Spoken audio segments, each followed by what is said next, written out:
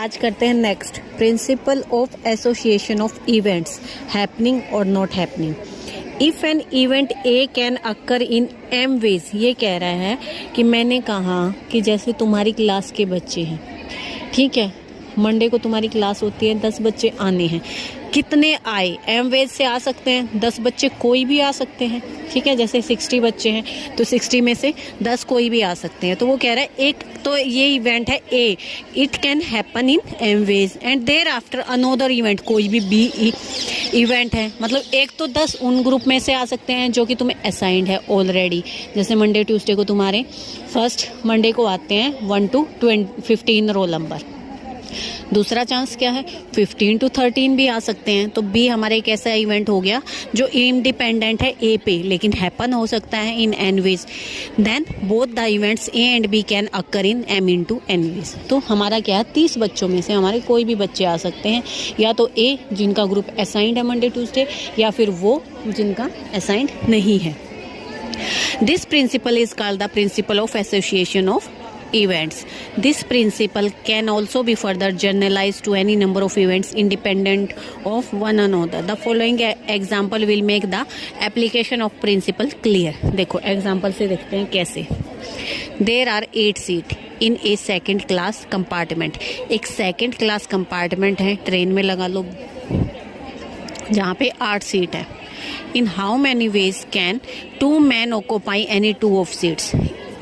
तो सीट कितनी है, 8 हैं, लेकिन आदमी कितने हैं, 2 हैं जो कि ट्रैवल कर रहे हैं। तो वो कौन सी 2 सीटों पे बैठेंगे, तो कितने चांस होंगे, देखो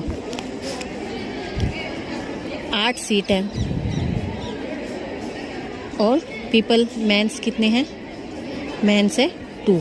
तो ये इन 8 पे किस पे बैठेंगे, मान लो मैंने 1 सीट दी, 2 दी, 3, 4, 5, 6, 7 और 8 सीट है। या तो ये इस पे बैठ सकता है, 2 आदमी हो गए, या इस पे बैठ सकते हैं। ऐसे कितने नंबर ऑफ वेज बन जाएंगे, ये इस पे और इस पे भी बैठ सकता, कहीं भी बैठ सकता है। तो हमें कैसे निकालना है, हमने मान लिया कि जो फर्स्ट मैन है वो ऑक्यूपाई करा है एनी वन ऑफ 8 सीट। हमने मान लिया कि ये 8 सीट है, एक आदमी ने 1 सीट ऑक्यूपाई कर ली, तो दूसरे के पास कितने ऑप्शन बच गए, 7 बच गए, यानी बाकी सीटों पे 7 पे एक आदमी कहीं भी बैठ सकता है। When the man has occupied any one of the 8 seats, 7 seats are left. तो second man can occupy any one of the remaining 7 seats in 7 ways. 7 वे में वो बैठ सकता है। For each way occupation of seat by the first man, there are 7 ways. अब first man है, पहले इस पे बैठा तो दूसरे के पास ये 7 ऑप्शन बच गए। मान लो फर्स्ट इस पे बैठ गया तो उसके पास ये 7 ऑप्शन बच गए। इसी तरीके से एक बंदा एक सीट पे बैठ गया लेकिन दूसरे के पास 7 ऑप्शन बच जाते हैं। For each way of occupation, किसी भी वे से हम ऑक्यूपाई करें फर्स्ट आदमी को तो दूसरे के पास 7 रास्ते बच जाते हैं बैठने के लिए। But first man can occupy a seat in 8 ways. जो पहला आदमी है, देखो पहले आदमी के पास तो 8 ऑप्शन है, ठीक है, कि 8 में से वो किसी के पास भी बैठ सकता, किसी भी सीट पे बैठ सकता है। लेकिन दूसरे के पास क्या है, एक तो ऑक्यूपाइड हो गई तो वो 7 सीट पे किसी भी तरीके से बैठ सकता है। तो इन दोनों को हम मल्टीप्लाई कर देते हैं, ये होते हैं 56 वेज हैं जिनसे ये दोनों आदमी इस पे बैठ सकते हैं। आप अगर चाहो तो फ्री टाइम में बैठ के हम शॉर्ट में कर देते हैं, मान लेते हैं हम इसको प्रूव करने के लिए, ये 4 सीट है हमारे पास, 2 आदमियों को बैठना है, ठीक है, ए और बी है। ए इस पे बैठ गया तो बी के पास ये भी ऑप्शन है, ये भी है और ये भी है, ठीक है, ठीक है। फिर बी यहाँ भी बैठ सकता है दूसरे ऑप्शन में ए के साथ, बी यहाँ भी बैठ सकता है।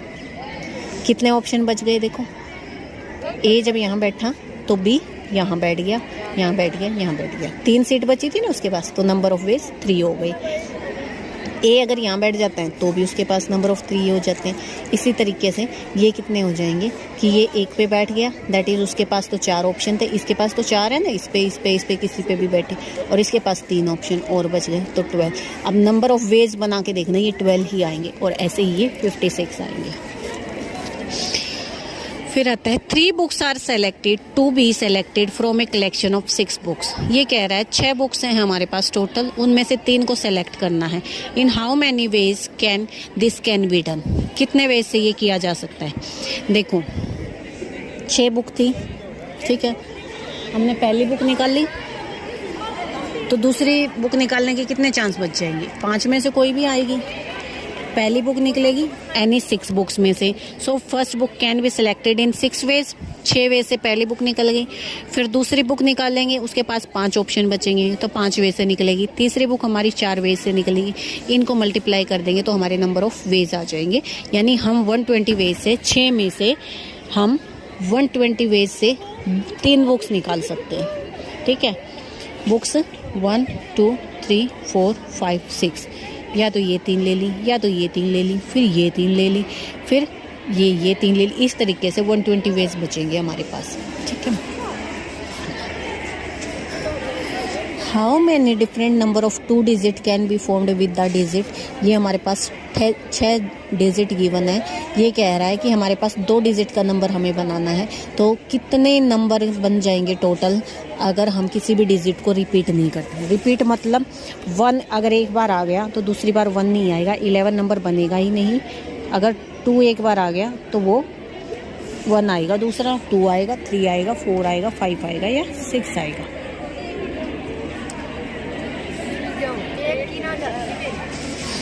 The problem amount to filling of 2 place by any one of the digit. ये कह रहा है पहले 2 डिजिट में से हम इसमें से एक छांट लेते हैं। कैसे? First place can be filled up by one of the 6।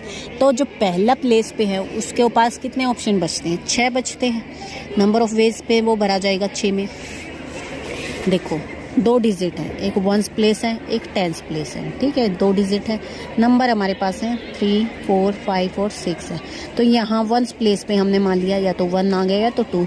इसके पास तो 6 ऑप्शन, इन 6 में से कोई भी आ सकता है। लेकिन दूसरे पे क्योंकि रिपीट नहीं होना है तो 5 ऑप्शन बचते हैं। तो पहले प्लेस पे आने के चांस कितने हैं? 6 हैं, और दूसरे प्लेस पे 5। इन दोनों को मल्टीप्लाई करते हैं तो 30 वेज से हम 2 डिजिट का नंबर बना सकते हैं जब हमारा कोई भी डिजिट रिपीट नहीं होता है। Difference between groups and arrangement. अब ग्रुप्स और अरेंजमेंट में क्या डिफरेंस है ये देखो। कंसीडर द 2 लेटर ए और बी। हमने उनको कंसिडर किया, 2 letter A B. They together form 1 group. इकट्ठा वो एक ग्रुप बनाते हैं, but they can give 2 arrangement. ठीक है, ग्रुप तो एक ही बनेगा, ए बी बी ए, कुछ भी बनाओ ग्रुप तो एक ही बना ना, दो का। लेकिन अरेंजमेंट अलग हो सकता है, ए पहले आएगा या बी पहले आएगा। ठीक है, कंसीडर करते हैं हम 3 लेटर्स। अब देखो ग्रुप्स तो क्या हो गए, 3 डिजिट का ही होगा, लेकिन इनका अरेंजमेंट डिफरेंट हो जाएगा, वो 6 वेज से हो जाएगा। अगेन कंसीडर 3 लेटर्स और उनका 2 नंबर्स का बनाना है, तो ये अरेंजमेंट हो गया डिफरेंट वे से। ठीक है, if all the 4 letters are taken at a time 24 arrangement. 4 letters taken at a time 4 groups 24 arrangement. ये वेज हैं कि ग्रुप इतने बन रहे हैं, अरेंजमेंट इतना बन रहा है। ठीक है, तो परमुटेशन क्या होता है? परमुटेशन होता है the different arrangement that can be made out of given set of things. हमारे पास सेट ऑफ थिंग्स गिवन है, उनका अलग अलग तरीके से arrangement bye taking some or all of at a time. या तो हम सारे इकट्ठे लेते हैं या तो अलग अलग करके लेते हैं। ये अरेंजमेंट है कि किस वे से हम उसको बैठाएंगे एक पोजीशन से दूसरी पे। The number of permutation of n different things. अगर हमारे पास एन थिंग्स है और r times are usually denoted by the symbol this one, और आर हमें निकालनी है एन में से, तो हमारे पास ये सिंबल यूज करेगा NPR।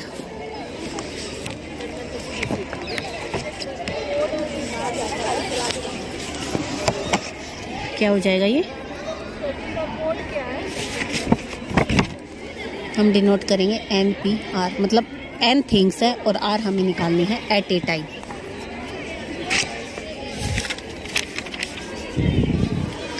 कम्बिनेशन क्या होता है? द डिफरेंट ग्रुप्स और कलेक्शन और selection that can be found out of a given thing by taking some, या तो कुछ या तो सब कुछ एक ही time without regarding to order. उनके ऑर्डर को ना देखते of their arrangement are called the combination. उसको हम इससे रिप्रेजेंट करते हैं। कल हम परमुटेशन को पढ़ेंगे, उससे नेक्स्ट एक्सरसाइज में हम कॉम्बिनेशन को पढ़ेंगे। आज के लिए तुम एक बार इसको ध्यान से अच्छे से देखना, ठीक है?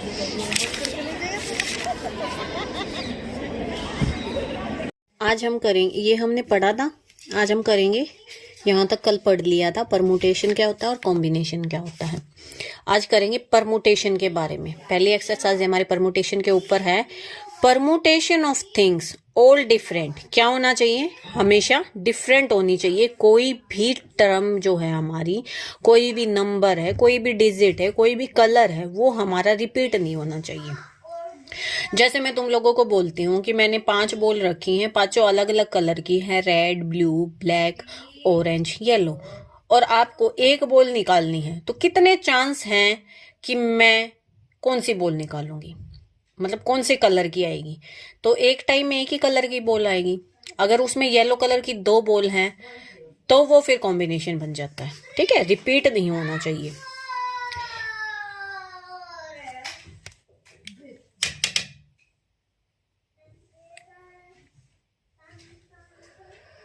To find the number of permutation of n dissimilar things.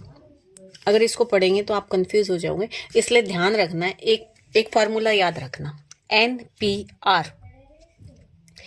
NPR क्या होता है? एन का फार्मूला होता है, NPR का फार्मूला होता है n factorial divided by n minus में r, यानी जो 20 में है, माइनस r का फैक्टोरियल। n क्या है? नंबर ऑफ थिंग्स होंगी, और n माइनस r क्या होगा? नंबर ऑफ चांसेस की कौन से आने के चांस है, कौन सा नंबर आएगा। NPN क्या होगा? देखो, n factorial divided by n minus n factorial divided by n minus n का फैक्टोरियल, यानी 0। और हमने पढ़ा था 0 का फैक्टोरियल क्या होता है? 1 होता है, इसलिए क्या आ गया? n factorial. NPN क्या होगा? n factorial. 0 का फैक्टोरियल 1 होता है।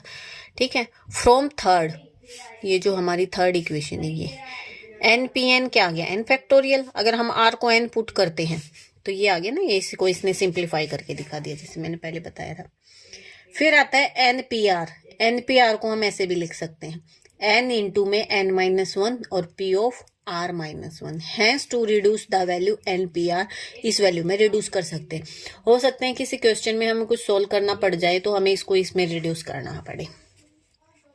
अब इस पे बेस्ड हम ये फार्मूला और देख लो, ये क्या है?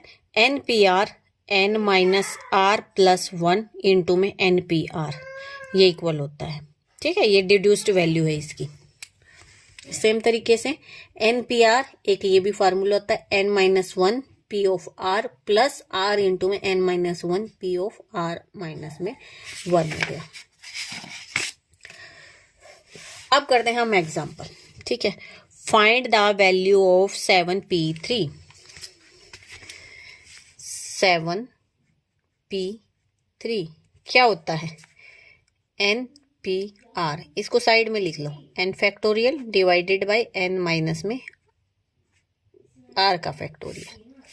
ये n होता है, ये r होता है, तो n क्या है? 7 फैक्टोरियल डिवाइडेड बाय 7 माइनस में 3 का factorial, that is 7 factorial divided by 4 factorial.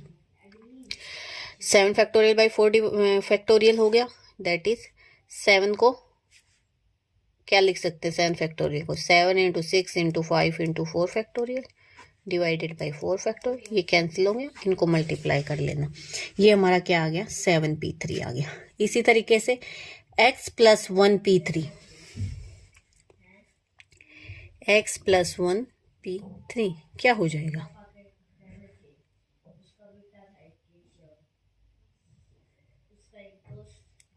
x plus 1 इसका factorial divided by x plus 1 minus 3 का फैक्टोरियल, ये आ जाएगा।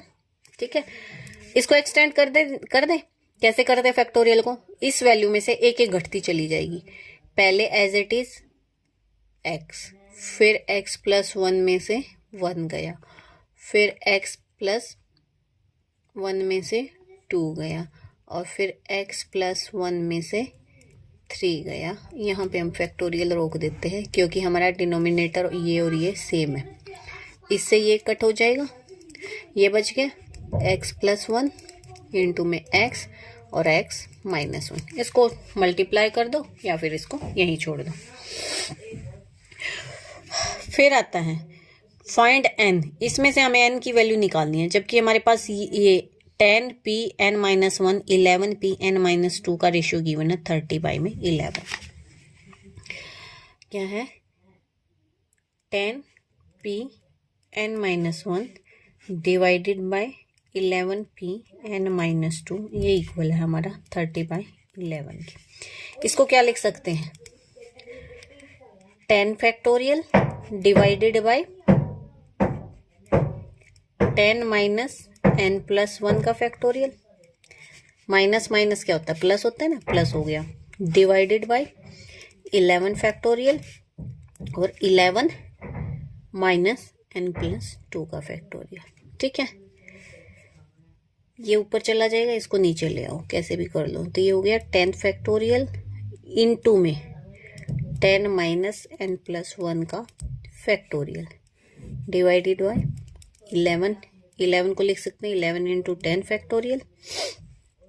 अभी हम सिर्फ इस साइड को कर रहे हैं, ये नहीं देख रहे। ये इसको क्या लिख सकते हैं, एक्सप्रेस करो इसको, नहीं सॉरी ये उल्टा लिखा गया, ये आएगा 11 माइनस n प्लस में 2 और ये 10 माइनस n प्लस में 1। ये तो यहाँ से ये कैंसिल हो गया, यहाँ बच गया 1/11। अब इसमें क्या कर सकते हैं हम,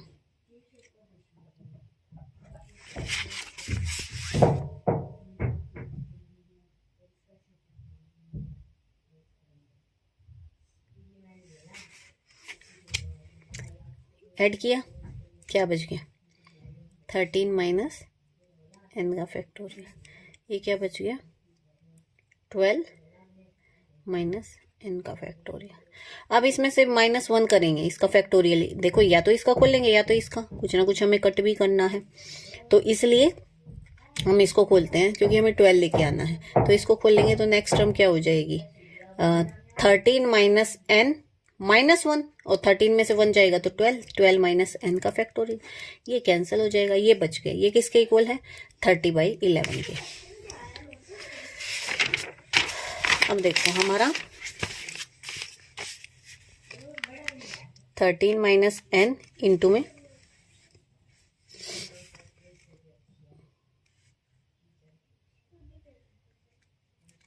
12 माइनस n बचेगा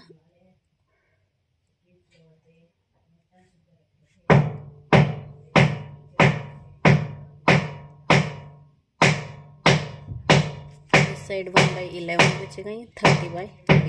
11 से 11 कैंसिल हो जाएगा, इन दोनों को मल्टीप्लाई करेंगे तो इक्वेशन आ गई हमारी क्वाड्रेटिक, n में क्वाड्रेटिक आ जाएगी। ठीक है, और यहाँ से n की वैल्यू निकाल लेंगे 18 7। तो n की वैल्यू हमें निकालनी थी, n 18 क्या है, n 18 इज मीनिंगलेस। क्यों, रीजन सुनो, we can not arrange 17 things.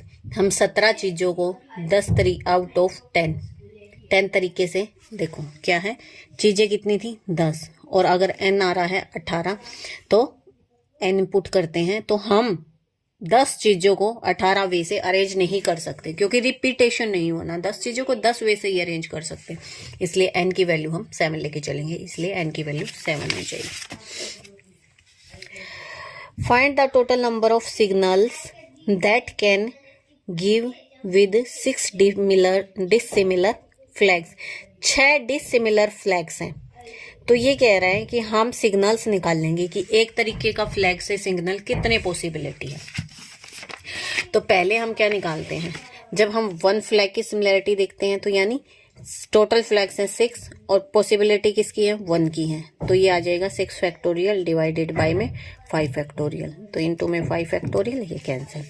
फिर आता 2 flags and the number of permutation. अगर 2 फ्लैग्स लेते हैं तो नंबर ऑफ परमुटेशन 6p2, मतलब r की वैल्यू चेंज होती जाएगी 3 4 5 कहाँ तक 6 तक। ठीक है, अब ये सारी वैल्यूज निकाल ली। ये निकालने के बाद टोटल नंबर ऑफ सिग्नल्स कितने बचेंगे, इसकी पॉसिबिलिटी 6 है, इसकी 30, इसकी इन सारों को ऐड करेंगे तो ये टोटल नंबर ऑफ सिग्नल्स आ जाएंगे हमारे पास। ठीक है, in how many ways can 4 ladies and 6 gentleman be seated in a line, so that no 2 ladies may be together. ये कह रहा है हमारे पास कितनी है, 4 लेडीज हैं और 6 आदमी हैं।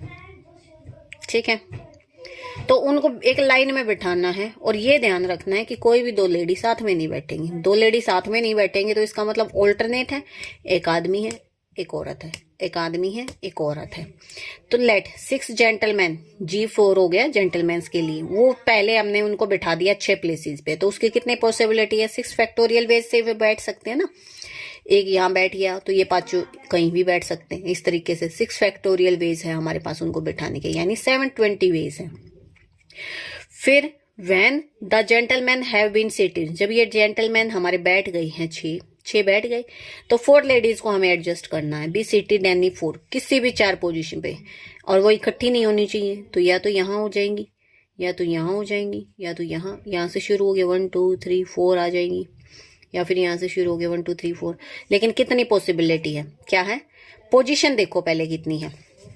6 आदमियों को हमने बिठा दिया है, उसके बाद इनके ऑल्टरनेट कितनी पोजीशन बचती है, 1 2 3 4 5 6 7, 7 पोजीशन पे हमें 4 लेडीज को बिठाना है, 4 को। तो परमुटेशन होगा 7p4, 7p4 निकाल लेंगे तो ये वेज हो गए। तो जेंट्स इतने वेज से बैठ सकते हैं, लेडीज इतने वेज से बैठ सकते हैं, तो दो टोटल वेज कितने हो जाएंगे, दिस इंटू में दिस, इन दोनों को मल्टीप्लाई कर देंगे। ये एग्जांपल और देखो, how many 7 letter word can be formed from the letter of the word numbers. Number से हम कितने नंबर बना सकते, कितने लेटर बना सकते हैं, 7 letter. In how many of these N and S occur at the end, N और एस एंड पे आना चाहिए। How many of these begin with N and end with S. तो हम क्या करते हैं, द नंबर्स हैं, इसको 7 डिफरेंट लेटर्स है, ऑल ऑफ विच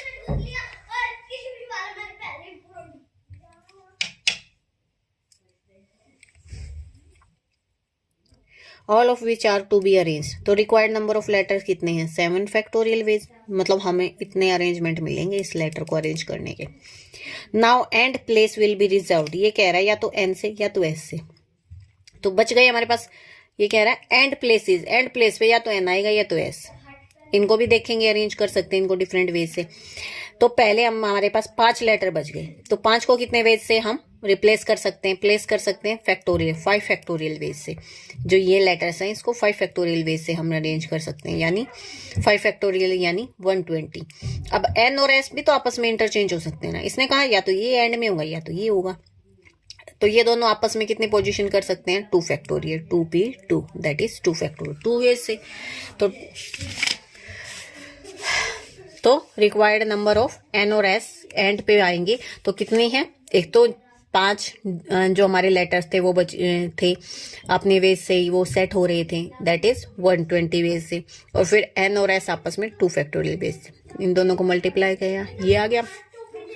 फिर ये कह रहा है in this case first place is reserve for N, पहला प्लेस तो रिजर्व हो गया और लास्ट प्लेस एस से रिजर्व हो गया, तो बच कितने गए, 5 फैक्टोरियल, 5 लेटर बच गए, यानी 5 फैक्टोरियल वो वेज से वो अरेंज होंगे।